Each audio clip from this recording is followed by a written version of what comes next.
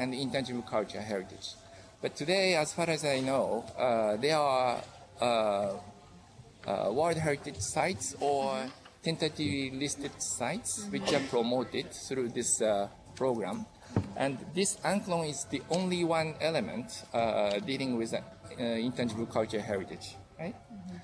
The natures are completely different. The World Heritage Convention, speaking of World Heritage Convention, we have to identify universal outstanding value. That is to say, there's the uniqueness or authenticity that is really countable. Whereas intangible cultural heritage, because of the nature of intangible cultural heritage, it goes beyond the borders, right? So that when you see angklong or the musical instrument or any other kind of performances, you can see not only in Indonesia but other countries similar, musical instrument also.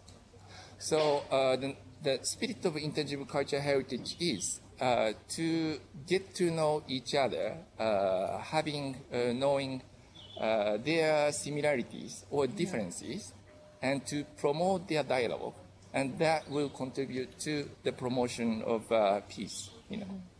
That's the nature and the spirit of intangible cultural heritage. Yes. Okay. What do you think about the sites that are already broadcast from Myanmar and also from Nepal? You told that, yeah, of course, it's different between the intangible cultural heritage and also World Heritage from Nepal and also Myanmar. Do you think, what about the people see that? Do they have a good preservation of their own sites? Yes, well, no doubt. One of the criteria for the World Heritage Site is to preserve such outstanding universal value for the next generation. So in that regard, it is not only someone researchers or academia or government staff who should ensure the protection of World Heritage Site, but also it should be the local communities. It should be people living in that country who has to participate in the preservation and also transmission of the value to the future generation. In that regard, speaking about intangible cultural heritage, it is more obvious. This is because it is not the government who can perform or transmit that value, but it is the community who performs that, local traditional dances or performance or musical instruments. So that it is, in fact, it should be the responsibility for all to keep performing, to transmit that value to the next future generation. Also, thank you so much. Related to this event that called One Day in Asia, which is 8 countries connected each other, how do you think technology improve our World Heritage? Yes, but speaking about technology, we are very much benefited from technology. Through this video conference or this online system, we can be connected to each other, even to introduce and to get to know other sites or other intangible cultural heritage items. And that's really wonderful. That's really wonderful. Really wonderful. Yeah. Thank you so much for your opinion and also a brief of material about the World Heritage and also the intangible cultural heritage. Audience, that was Mr. Masanori Nagaoka from UNESCO Jakarta. And now, after this, we are going back to Japan, which is gonna broadcast again the Roppongi Hills, to see the Mount Fuji. I hope the broadcaster there in Japan is ready now. Japan, which is gonna broadcast again the Roppongi Hills, to see the Mount Fuji. I hope the broadcaster there in Japan is ready now. Okay. So that's it.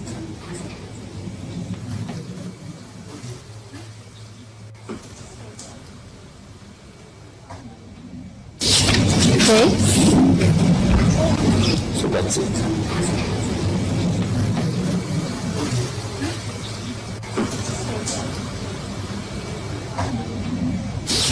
Okay. So that's it.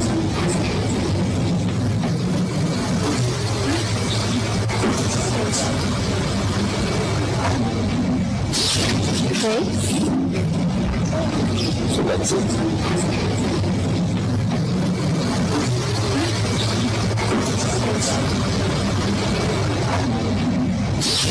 Okay. So that's it.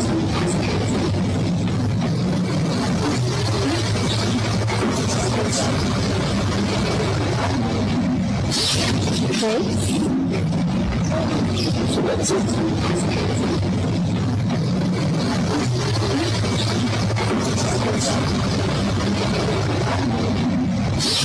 Okay. So that's it.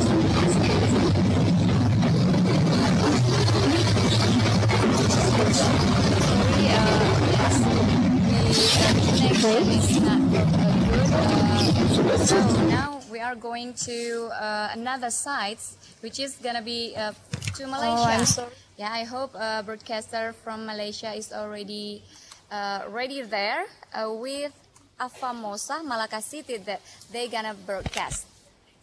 But maybe first we're gonna open by Dr. Farida, right? Okay. Good. To Okay, am I on? Yes. So you're right. Assalamualaikum. Hello from Malaysia. Can you hear me?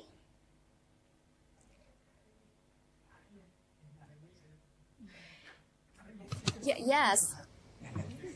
You can hear me, but I don't. Can you see my picture though? We cannot see the picture also. Yes. Okay. Now we can see All right. clearly. Right. Great to be part of this event.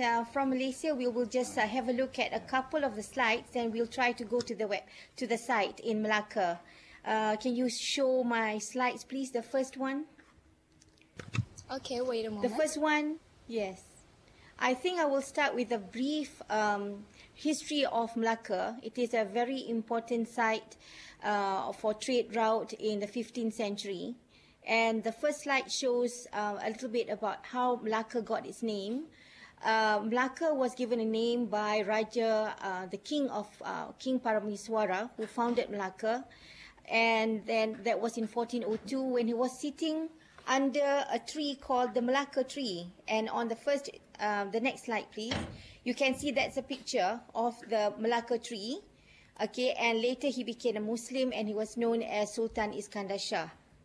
Now, Malacca, the next slide, is actually a port of calling during the 15th century. I will not read everything there, but I'd just like to say that we had the Admiral Zheng Ho, who came to Malacca in 1409, and later the Portuguese colonized Malacca from 1511 to 1641. Later, they lost it to the Dutch, and the Dutch took over for over 130 years, and 1641 to 1825. And they did try to restore part of the fort, and they that's why if you look at the fort, there's 1670. That is the date that the Dutch tried to restore it, and that was later, much later, that the British founder of Singapore, Sir Stamford Raffles, who stopped the total demolition of the Formosa, and that is what we have today. So let us try, can we try to go to the site in Malacca? In Malacca, I think the next slide, we have Shakir. He is a student from the University Technical Malaysia, Malacca, UTM. Just continue. Okay. I think Shakir, you're on.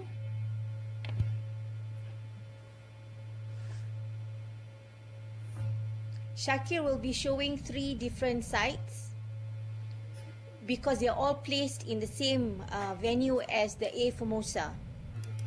So it's quite convenient Let's go. to show Come 3 follow. different places. Okay, right now we walk down the Palace Road, or known as Jalan Istana.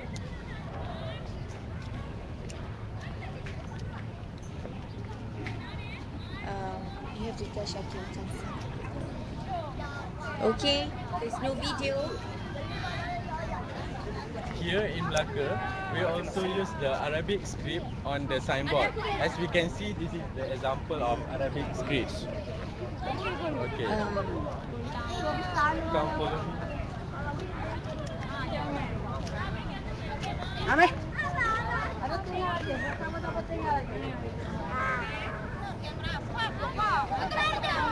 Now, we are in front of the port entrance of the Formosa. This is the main entrance known as Porta de Santiago. Formosa is a Portuguese word that means the famous, and I think it really shows the meaning. You can see that hundreds of tourists come here every day to see this building. Let's take a look closer.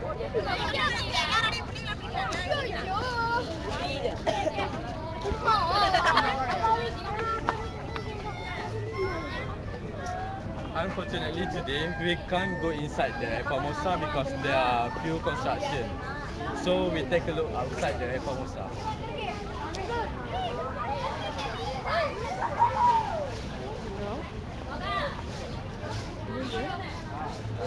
Inside the Formosa, there are S-shape. The S-shape.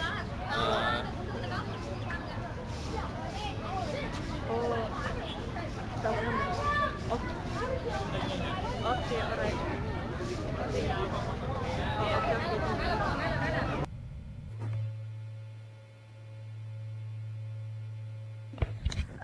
Due to the picture problem just now, can we sort of backtrack and let him start again? Sorry about that.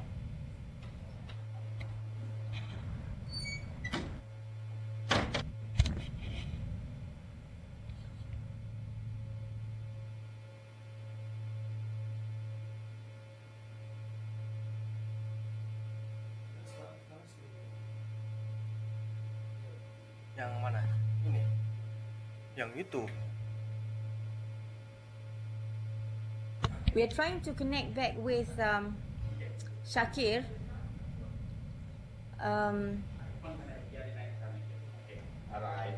Right. So we're starting again. We've got Shakir online to start. Can because you put on? Yeah. Yeah. Ask her to put on. Can you please put it on, please, and see what happens? Hi everybody, The picture now will you are come with out. me Shakir from Malaysia, and it is my turn to present 3 historical places in UNESCO World Heritage sites.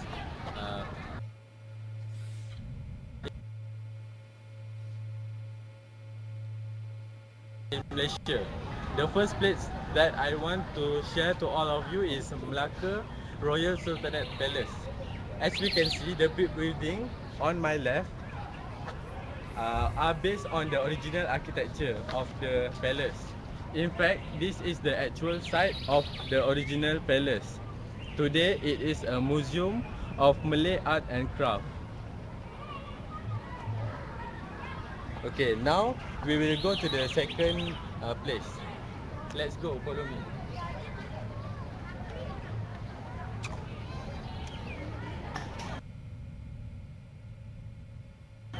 Okay, right now we walk down the Palace Road, or known as Jalan Istana.